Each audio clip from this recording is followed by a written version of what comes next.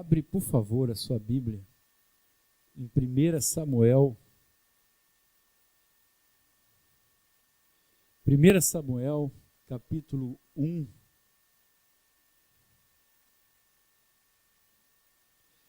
Versículos de 1 a 18. Vamos ler comigo aí, só as mulheres lendo lá, vamos ver. As mulheres.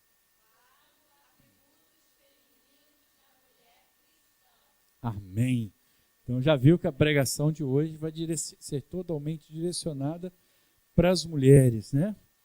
E eu vou usar inicialmente esse texto, mas nós vamos trabalhar com 4 mulheres do texto bíblico. Eu tenho certeza que em cada uma delas você vai retirar um tesouro, né? Diz assim a palavra: houve um homem de Ramataim, Zofim, da região montanhosa de Efraim, cujo nome era Eucana, filho de Jeroão, filho de Eliú, filho de Tou, filho de Zufi, efraimita. Tinha ele 2 mulheres, uma se chamava Ana e a outra Penina. Penina tinha filhos, Ana, porém, não os tinha. Este homem subia da sua cidade de ano em ano a adorar e a sacrificar ao Senhor dos Exércitos em Silo. Estavam ali os 2 filhos de Eli, Hofni e Finéias, como sacerdotes do Senhor. No dia em que Eucana oferecia o seu sacrifício, dava ele porções deste a Penina, sua mulher, e a todos os seus filhos e filhas. A Ana, porém, dava porção dupla, porque ele a amava, ainda mesmo que o Senhor a houvesse deixado estéril. A sua rival a provocava excessivamente para a irritar, porquanto o Senhor lhe havia cerrado a madre. E assim o fazia ele de ano em ano, e todas as vezes que Ana subia à casa do Senhor, a outra a irritava, pelo que chorava e não comia. Então Eucana, seu marido, lhe disse: Ana, por que choras? Por que não comes? E por que estás de coração triste? Não te sou eu melhor do que 10 filhos? Após terem comido e bebido em Silo, estando Eli, o sacerdote, assentado numa cadeira junto a um pilar do templo do Senhor, levantou-se Ana e, com amargura de alma, orou ao Senhor e chorou abundantemente.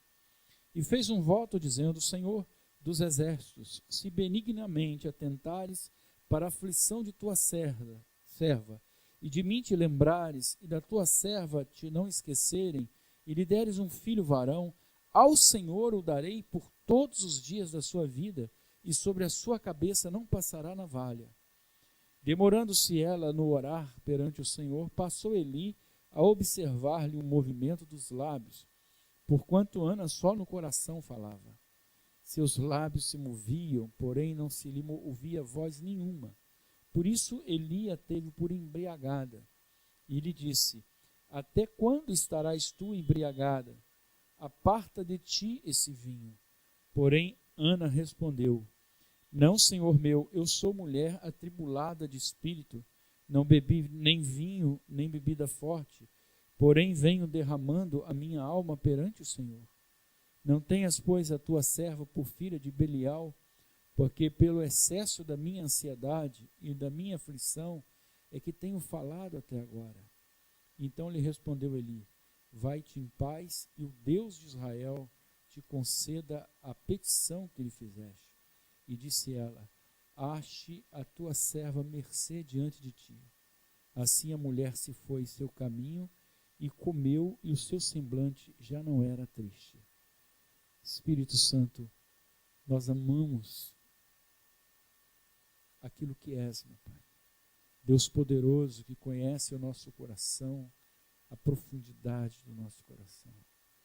Por isso nós pedimos que nesta hora, Senhor, o Senhor possa entrar no nosso coração com entendimento, cercando este lugar para que o maligno não tente nos agredir, roubando de nós a atenção, que nenhum espírito de distração fique longe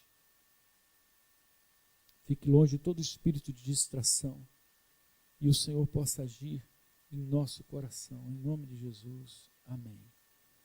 Irmãos, 4 atributos femininos da mulher de Deus e que eu enumerei: gerar, obedecer, cuidar e acolher. Irmãos, o primeiro deles está expresso na vida de Ana. Ana é uma mulher fabulosa e já esse texto já começa a nos dar, né, alguma luz sobre algumas questões. Né? Quando o sacerdote de Deus, Eli, passa e vê, ele era um sacerdote sem discernimento. Né? Depois que você se prolongar no livro, você vai observar que ele era um sacerdote, tanto ele quanto seus filhos. Não tinha discernimento. Então, aquilo que ele viu, aquilo que os olhos viram, não alcançaram o coração de Ana. Ele viu apenas a aparência e disse: essa mulher está embriagada. Está embriagada. E aí ela diz: eu sou uma mulher atribulada de espírito. Por quê? Porque havia uma necessidade não alcançada na vida dela. E a primeira característica da mulher, ela precisa ser tomada aqui hoje como uma característica profética sobre a sua vida. Eu muitas vezes brinco aqui na igreja, falando que o Senhor quer dar 12 filhos. Claro, o Senhor quer que você faça muito. E isso não é o sentido de gerar, não traz apenas o sentido de gerar no corpo. Né? Eu estava me lembrando, enquanto estava ali no louvor, daquela Flores, como é que é o nome daquela senhora? Flor de Lis. Tem 50 filhos. Tem 50 filhos. Uma casa enorme. Por que ela tem 50 filhos? Porque há nela, no coração dela, o desejo de gerar, que é algo que é característico da mulher, mas que não deve ser exclusivo da mulher. Todos nós que somos filhos de Deus, nós somos chamados também a gerar filhos para o Senhor, filhos na fé. Você tem que ter esse chamado para que você possa gerar filhos na fé. Seja filhos na carne, seja filhos por adoção gerados no coração, ou seja, filhos na fé. Nós temos a necessidade de gerar para o Senhor. E nós precisamos interceder para que o Senhor alcance a nossa petição, para que o Senhor chegue até o nosso coração. Né? A história fala de Ana, porque Penina, ela extrapolava, ela ironizava, ela perseguia Ana. E no coração de Ana havia essa ausência. Ela tinha necessidade de gerar alguém para o Senhor. E aí me chama também a atenção, a oração dela não era uma oração apenas para gerar para si. Nós muitas vezes pedimos coisas para Deus pensando apenas em nós. Não, o coração de Ana, ela queria gerar para o Senhor. Fala assim: eu quero gerar para o Senhor. Isso é tudo na sua vida, irmãos. Isso é tudo na sua vida. Eu não posso desejar outra coisa senão gerar para o Senhor. Que a minha casa seja uma casa de adoradores, que a minha casa seja uma casa onde o Senhor seja glorificado. Ó Senhor, eu quero ter aqui 12 filhos, eu quero ter 20 filhos, eu quero ter 1, quero ter 2, quero ter 3, mas que na minha casa eles descubram que o maior prazer é estar servindo ao Senhor. Então Ana não estava pedindo para si. Se é, na verdade, um atributo feminino gerar, é um atributo da mulher cristã gerar para o Senhor. Amém? A mulher cristã, ela quer gerar para o Senhor. E tudo aquilo que nasce do nosso coração precisa nascer com esse objetivo. Eu quero que isto aconteça para que o nome do Senhor Jesus seja glorificado. Muitas vezes nós não recebemos porque nós não sabemos como pedir. Exatamente como pedir. Nós precisamos ter a certeza de que nós estamos pedindo para que algo aconteça na vida da pessoa. Às vezes a pessoa chega e fala assim: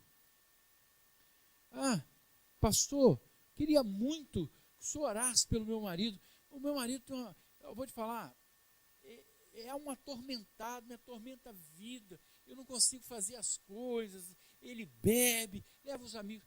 Qual é a intenção dela? Não é exatamente gerar filhos para o Senhor. A intenção dela é ficar fora da responsabilidade daquele homem.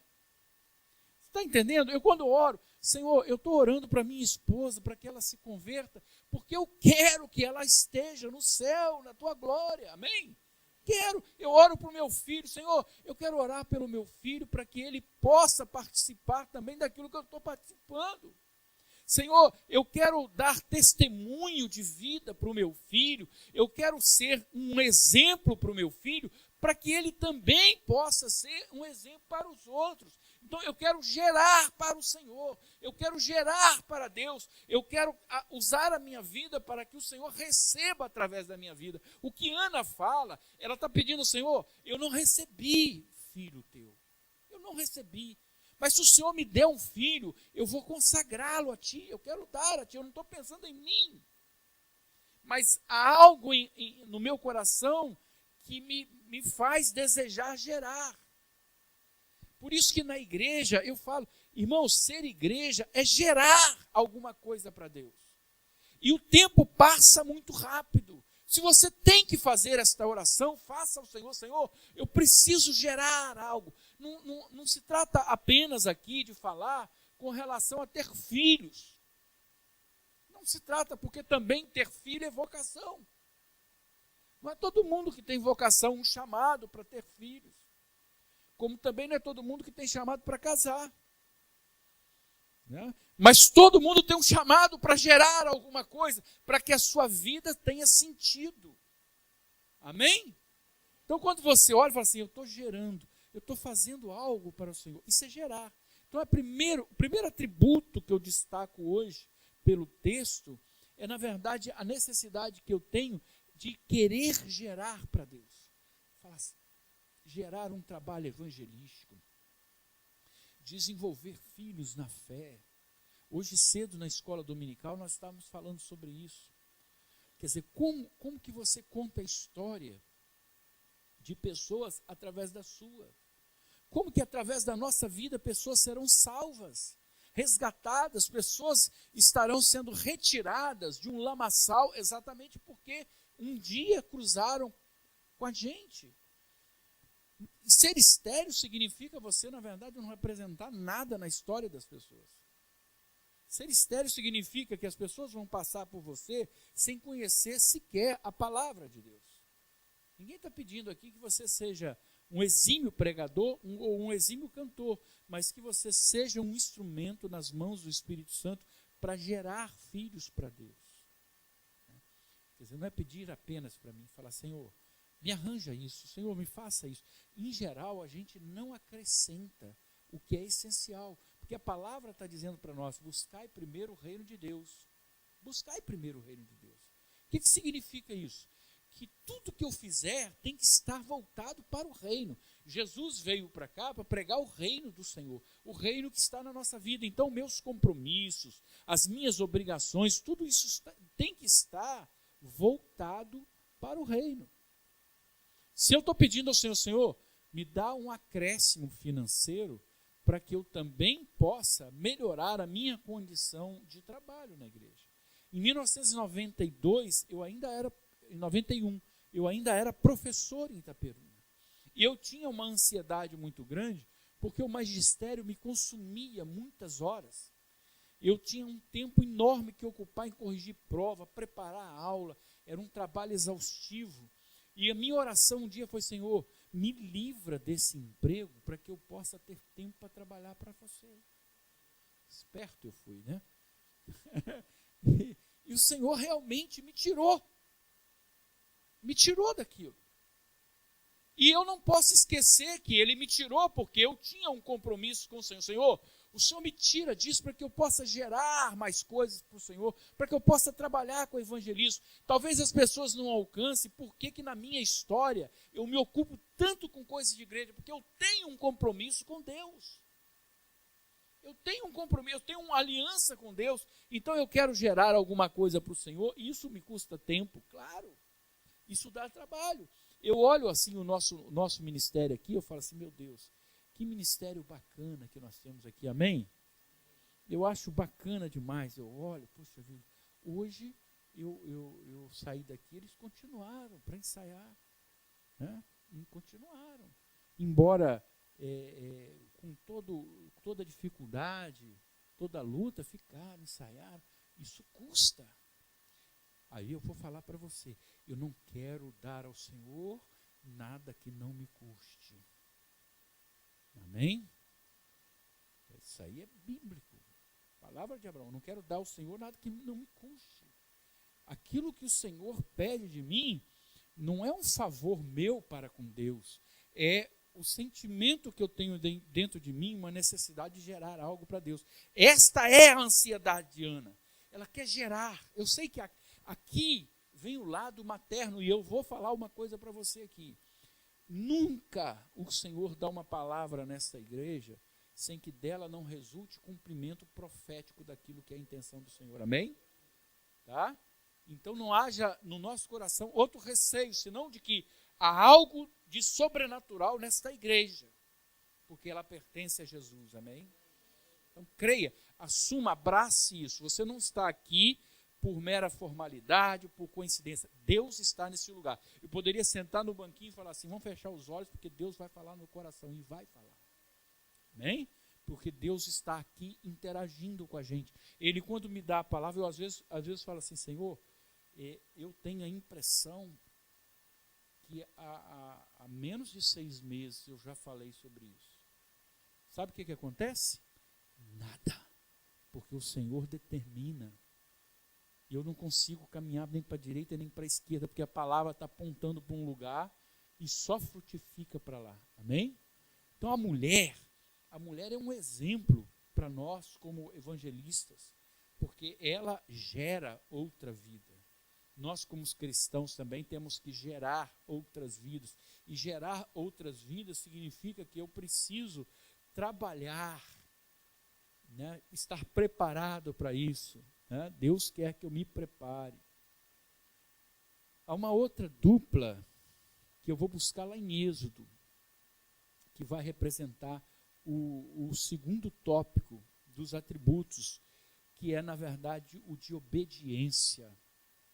Obediência não no sentido de se submeter à vontade de um outro homem. Eu quero falar sobre isso, porque nós estamos falando de mulheres. Eu contei um fato aqui uma vez, e esse fato aconteceu na Metodista Central de Itaperuna. Uma pessoa estava sendo velada, eu cheguei ao lado da mulher, da viúva, e me espantei, porque a viúva, ela era uma mulher muito atuante na igreja quando jovem, e ela passou um período de quase 30 anos longe da igreja, e que ninguém sabia por quê. Eu, quando cheguei ao lado do caixão, eu coloquei a mão no ombro dela, e ela disse assim, olhou para o defunto, eu falei, meus pêsames. Ela olhou para mim e falou assim, desgraçado, miserável, já vai tarde. Eu falei, como que é isso? Sabe por quê, irmãos? Porque ela era atuante na igreja. Depois que ele casou, o homem falou, você não vai, porque na verdade você tem que cuidar de mim. E a quem eu devo obedecer? Ela foi procurar o pastor falou para ela, você está casada com ele, agora você deve obediência a ele. E aí eu pego a palavra do Senhor, né? Abre a sua Bíblia em Êxodo capítulo 1. Mas aí eu vou buscar na palavra do Senhor, né? Êxodo capítulo 1. Versículo 15 a 17. Porque o que estava acontecendo? O povo hebreu estava lá no Egito, estava crescendo muito, e o rei do Egito, o faraó, estava com medo, ele falou, daqui a pouco esse povo aqui vai nos dominar completamente. No versículo 15, Êxodo 1, versículo 15, a palavra diz assim, o rei do Egito ordenou as parteiras hebreias, das quais uma se chamava Sifrá, fala comigo, Sifrá, e a outra Puá. Irmãos, eu não sei porque nunca achei esse nome na nossa literatura, não sei porquê. Ninguém quis colocar o nome de Maria Puá, por exemplo, ou Maria Sifrá, né? Mas essa foi a ordem, fala assim, olha, quando a mulher tiver o filho, Se for homem, você mata. Você mata. Se for mulher, não tem problema não. Dizendo, quando servirdes de parteiras hebreias, examinai. Se for filho, matai-a, mas se for filha, que viva. As parteiras, porém, temeram a Deus e não fizeram como lhes ordenara o rei do Egito. Antes deixaram viver os meninos. Irmãos, por que elas não obedeceram? Porque antes tinham que obedecer a quem? A Deus. Antes obedecer a Deus. Quando Pedro estava diante dos seus governantes, o governante falou assim, ó, vou tirar você daqui, vou livrar. Mas você vai sair e não vai mais falar de Jesus. A resposta, eu não posso deixar de falar de Jesus. Me diga o que é certo.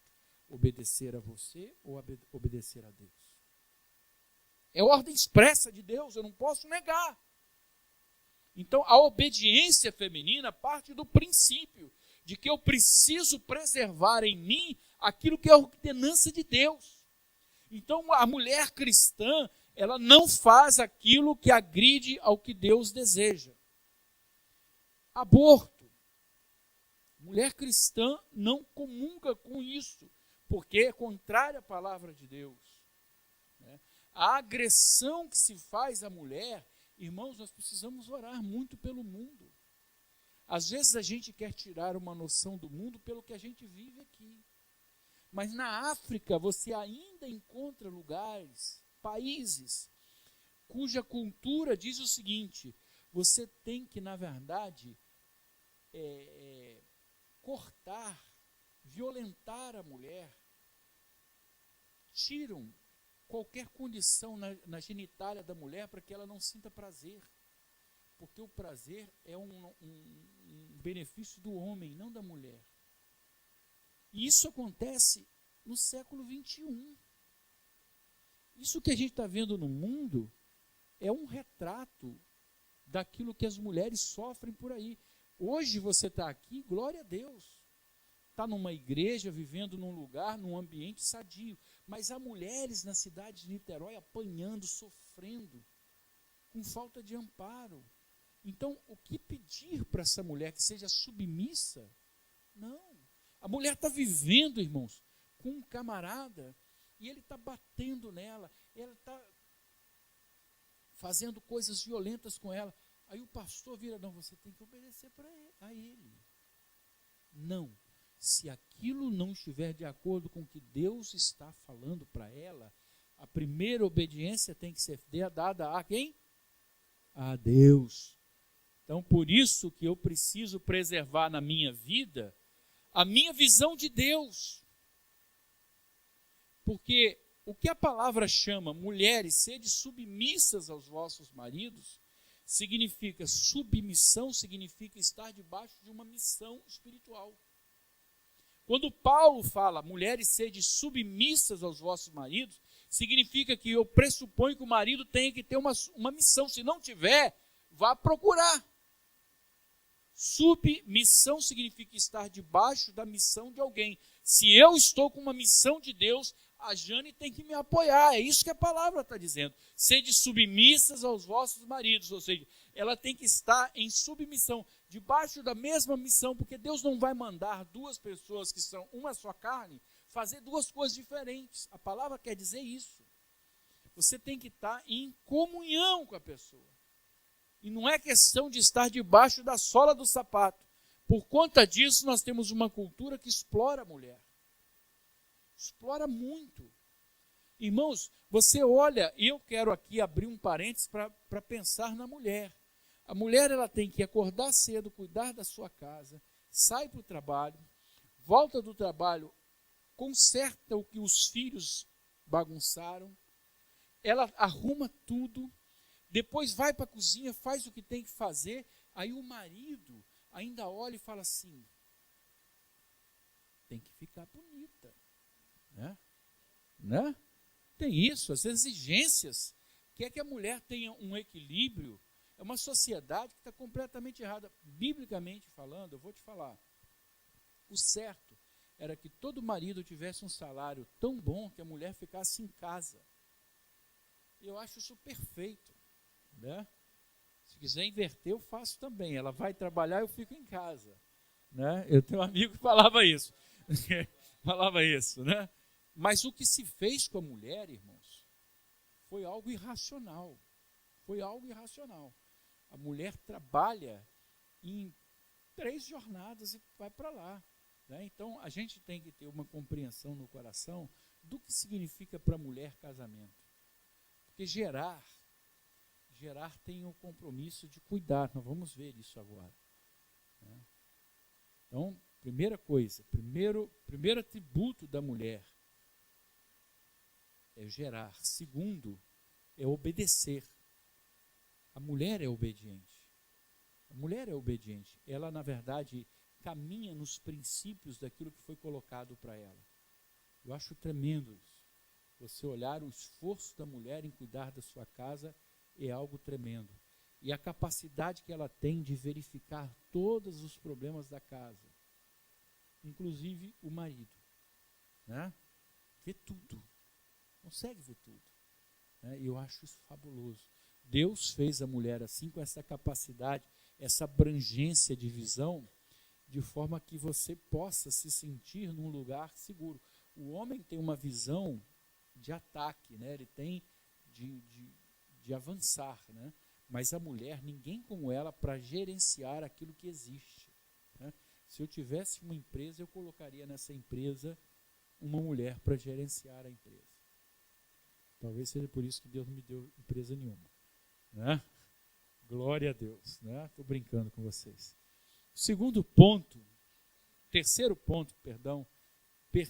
Terceiro atributo da mulher é cuidar daquilo que Deus lhe deu, né? Cuidar daquilo que Deus lhe deu. Coisa tremenda, irmãos. E aí eu vou usar o exemplo de Maria. Maria, mãe de Jesus. Maria, desde cedo, com 16 anos, teve uma palavra em direção a ela do anjo, dizendo que ela ia conceber e dar à luz a um filho, que seria a obra do Espírito Santo. Olha bem, esse filho seria a obra do Espírito Santo. Quantas vezes eu recebo de Deus coisas que não são minhas, mas que são para eu cuidar? Não é verdade? Você não pode cuidar apenas daquilo que você faz. Você cuida daquilo que Deus quer que você cuide, daquilo que Deus manda você fazer. Na igreja nós somos assim. Na igreja nós não estamos apenas cuidando daqueles que são nossos, mas daqueles que são de Deus, né? Então, o terceiro atributo da mulher é o cuidar daquilo que Deus deu para ela. Maria, então, recebe a visita do anjo que dá uma ordem para ela. Você vai ficar grávida, vai gerar um filho do Altíssimo e por obra do Espírito Santo. Não temas. E aí eu vejo aquela menina novinha saindo de um canto para outro, saindo de uma cidade, indo para o Egito, voltando do Egito, correndo. Por quê? Porque tudo aquilo aconteceu porque ela disse sim ao projeto de Deus. Ela disse sim ao projeto que Deus colocou no seu colo, que era Jesus. Quando a gente assume também aquilo que Deus quer para nós, muitas vezes você vai ter que carregar para aqui e para lá aquilo que você não gerou. Aquilo que não é exclusividade sua.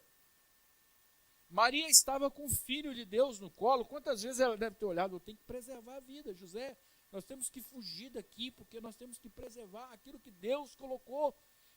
Aquilo que Deus colocou para você, o ministério que Deus colocou para você na igreja, você tem que tomar cuidado, porque não é seu, é de Deus. Você é administrador disso. E aí uma coisa tremenda, coisa maravilhosa. Abre a sua Bíblia em João capítulo 19. João 19.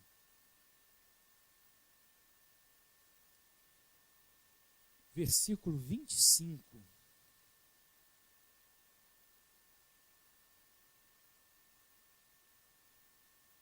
Vamos ler juntos? João 19, 25. Estavam em pé, vamos ler juntos? Estavam em pé junto à cruz de Jesus, sua mãe e a irmã de sua mãe, e Maria, mulher de Clopas, e Maria Madalena. Tá bom aí. Não, pode voltar, pode seguir. E aí, olha o drama de Jesus. Ora, Jesus vendo ali sua mãe e ao lado dela o discípulo a quem ele amava, disse à sua mãe: mulher, eis aí teu filho. Que, na verdade, ninguém estava com Jesus, só as mulheres. As mulheres estavam com Jesus e dentre essas mulheres, a mãe de Jesus. Meu irmão, deixa eu te falar uma coisa. Gerar para Deus é algo grandioso. Obedecer ao que Deus mandou é algo grandioso. Mas cuidar de algo que Deus deu para você traz o preço de carregar, inclusive nos momentos de cruz. Deve ter sido muito encantador estar com Jesus, criando em Nazaré, Jesus correndo, e ela falando assim: José, o menino é lindo. E pensar que ele é Emanuel, é Deus conosco. Que coisa maravilhosa. Você não gostaria disso, irmão? Não é? Que coisa maravilhosa. Pegar Jesus do colo, né? Olhar, passear. Jesus, vem cá, Jesus, vem cá. Que coisa maravilhosa. Mas olhar na cruz. Fala assim: esse é Jesus que eu gerei aqui no meu ventre, naquela cruz. Ela podia não ter ido. Não podia não ter ido. Existe uma história de um filósofo alemão, cristão, evangélico, chamado Dietrich Bonhoeffer. Estou lendo a história dele. Ele é preso por causa do nome de Jesus. Durante todo o período da Segunda Guerra, os pais vinham até a cadeia visitá-lo e eles não permitiam. Eles traziam apenas os embrulhos com os pãezinhos que a mãe fazia, as coisas que a mãe... E ele escrevia as cartas dizendo assim: adorei receber os tomates, os bolinhos, e senti os teus cuidados no embrulhar tudo. A mãe trazia para o filho preso. Como é difícil você amar aquilo que está sofrendo. Como é difícil você estar cuidando do filho enfermo. Maria estava ali porque uma das grandes características da mulher é o cuidar, irmãos. A mulher tem uma força sobrenatural. Pega um filho pesado. A Valentina, por exemplo, que está aqui, né, que não veio hoje, podia, né? Pega aquilo ali para você sentir, né, aquilo ali no bom sentido, tá? Pega, depois o William ouve isso aqui e fala: pô, chamou minha menina de... Mas pega aquele peso. O homem sente o braço já doer, mas a mulher fica com naturalidade. A mulher é capaz de atravessar a noite. Depois reclama com o marido que está com problema nas costas, mas tudo bem. Mas no momento, amém? A mulher tem um atributo de cuidadora. Cuidar. Não há nada melhor do que você estar doente. Quando você abre os seus olhos, você vê que a sua mãe está ali. E Maria é o exemplo que ela estava em todos os momentos junto do seu filho. E vou te falar uma outra coisa: ninguém acreditou tanto em Jesus quanto ela. Pega aí adiante agora, Atos capítulo 1.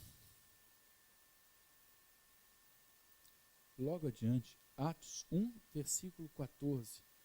Todos estes perseveravam unânimes em oração com as mulheres, estando entre elas Maria, mãe de Jesus, e com os irmãos dele. Todos perseveravam, e dentre eles, Maria. Quando acontece Pentecostes, ela está lá. Ela está com Jesus em todos os momentos. Eu preciso estar com Jesus em todos os momentos da história. Eu preciso estar com Jesus nos momentos em que na minha vida estiver tudo bem e nos momentos que eu estiver atravessando por dificuldade. A gente costuma chutar o balde exatamente quando alguma coisa está indo mal. Maria, olhando para a cruz, no coração dela havia a certeza da palavra que prometia: eu vou voltar. Da mesma forma que no nosso coração, eu preciso ter a certeza de que Jesus vai dar solução. mesmo que hoje eu não esteja vendo. Então tem algumas lições que eu preciso aprender. Receber o que vier do Pai, mesmo que seja contrária à minha vontade. Porque ela tinha 16 anos, como é que ela ia engravidar? Como é que ia acontecer aquilo tudo? Recebeu, obedeceu. Segundo, prosseguir naquilo que Deus mandou, mesmo através da sua palavra. Eu preciso disso. E cuidar. Cuidar é gesto de amor. Eu preciso cuidar. Cuidar das pessoas que eu gerei na fé. Cuidar das pessoas que estão na igreja. Irmãos, quantas vezes na igreja nós somos relapsos em cuidar das pessoas? Amém? Quarto e último atributo feminino: acolher com amor. Né? E aproveita que você está em Atos, vai em Atos 16, que também é outra mulher encantadora, maravilhosa, mulher de Deus antes de conhecer, inclusive, a Jesus. Atos 16, 14, a palavra diz assim: certa mulher chamada Lídia, da cidade de Tiatira, vendedora de púrpura, temente a Deus, nos escutava. O Senhor lhe abriu o coração para atender às coisas que Paulo dizia. Depois de ser batizada, ela e toda a sua casa nos rogou, dizendo: se julgais que eu sou fiel ao Senhor, entrai em minha casa e aí ficai. E nos constrangeu a isso. Lídia estava num grupo de oração à beira de um rio. Ela tinha sua profissão, tinha o seu trabalho. O que aconteceu de fantástico aí? Ela se encontra com Paulo e eles começam a falar para ela de Jesus. Aquela mulher começa a ser movida pelo Espírito Santo, porque a palavra diz que o Espírito Santo lhe abriu o coração e ela começa a entender as coisas de Deus. E aí vem uma lição. Ela acolheu a palavra, mas não é só a palavra, ela acolheu também aqueles que lhe traziam a palavra. Não é só trazer, acolher a palavra, pronto, acabou. Não, é trazer a igreja para dentro da sua casa. É trazer aqueles que são profetas do Senhor. São os pastores que são colocados sobre a nossa vida. Como é bom, irmão, você chegar em casa, abrir uma sacolinha e descobrir ali 2 sacolés. Né? Um de coco e um de abacate. Talvez você não entenda, mas a pessoa traz para você com carinho. E aquilo ali é mais que um sacolé. Aquilo ali é uma alegria do céu. Você sabe por quê? Porque a melhor coisa é você perceber que nós somos uma família grata. Amém? Em Hebreus capítulo 3, versículo 2, a palavra diz assim: não vos esqueçais da hospitalidade, porque por ela alguns, não sabendo, hospedaram anjos. Nós precisamos aprender a acolher aqueles que nos trouxeram a palavra. A palavra de Paulo diz que ela os constrangeu a ficar em casa. Eu tenho que trazer para minha casa, eu tenho que convidar. Hoje nós estamos com 5 grupos na igreja. Procura levar para a sua casa, convide para a sua casa, fala assim: pastor, eu quero fazer uma reunião de oração lá em casa. Quero levar para a minha casa. Essa é a acolhida que eu preciso dar para aqueles que estão trabalhando para o Senhor. Né? Isso é importante, porque é um atributo da mulher. A mulher sabe acolher, a mulher sabe providenciar, sobretudo se for mineira. Né? Se for mineira. Mineira sabe, então, é fantástica. Então ela chega, coloca, não, vem cá, experimenta. Isso é bom demais. O que coloca uma pessoa dentro da nossa casa, dentro da igreja, não é a pregação. A pregação pode muito falar ao entendimento das pessoas. Mas o que coloca uma pessoa dentro da igreja é, na verdade, a acolhida. É o amor, é o carinho. Vou te falar uma coisa. Há muito tempo atrás me falaram isso e a minha primeira impressão foi de um impacto, assim, de estranheza. Falaram assim: o que nos leva à igreja O que nos leva à igreja não é Deus. Não é? Não. Porque Deus está em todas as igrejas. O que nos leva a Deus, nos leva à igreja, é, na verdade, as pessoas que estão ali e que nos acolhem. É isso que nos traz o amor de Deus, o carinho, o afeto.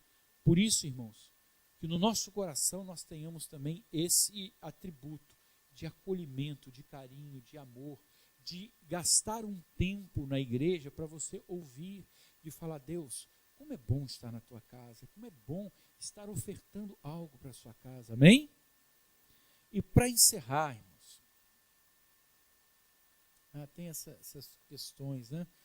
A palavra diz que Lídia, o coração de Lídia foi aberto pelo Espírito Santo. E eu coloquei uma coisa aqui que eu achei bacana. Antes do evangelho chegar à sua casa, ele precisa chegar ao seu coração. Isso é uma verdade. Primeiro ele tem que chegar no meu coração. Jesus, ele entra na minha casa através do meu coração. A palavra é um convite à mudança. Sua casa tem de ser sua primeira igreja. Sua igreja precisa ser sua segunda casa. E quando a palavra de Deus fala assim, uma certa mulher vendedora de púrpura, ela tinha um trabalho, ela trabalhava. Trabalhe, faça a sua parte, se esforce, que Deus abençoará a sua vida. Amém?